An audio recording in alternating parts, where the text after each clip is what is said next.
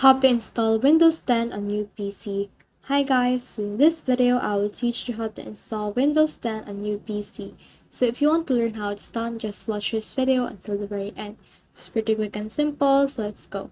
So in order to do that, you just need to head over to a browser that you have on your past computer, and then from in there just search for Windows 10 bootable files, or just choose bootable USB, and from in there you can see this Microsoft link, so just click on that, and from in there you can see this right here. So you can just create a Windows 10 installation media by clicking this download now right here, and as you can see, this is the tool that you have. So if you click on it and open it, as you can see, it will open this, so just click on yes, and then in here you can see a window that will appear later on. So this is that window. So just do anything that this window will tell you.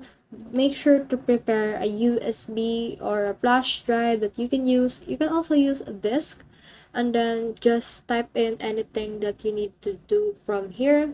Then after that, you have now created a bootable USB or flash drive. Then so I will just quit this for right now. So if you have a new PC, what you need to do is to just open the folder that you have that. So as you can see right now, this is that flash drive for me, and this is that Windows 10.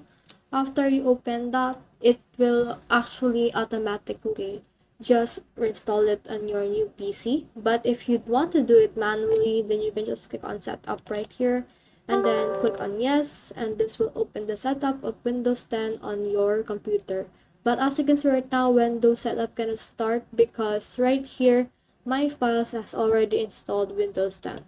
So that's the whole process. I hope this video helped you to install Windows 10 on new PC. If you have questions or comments, kindly put them in the comment section below, and if not, don't forget to subscribe and like.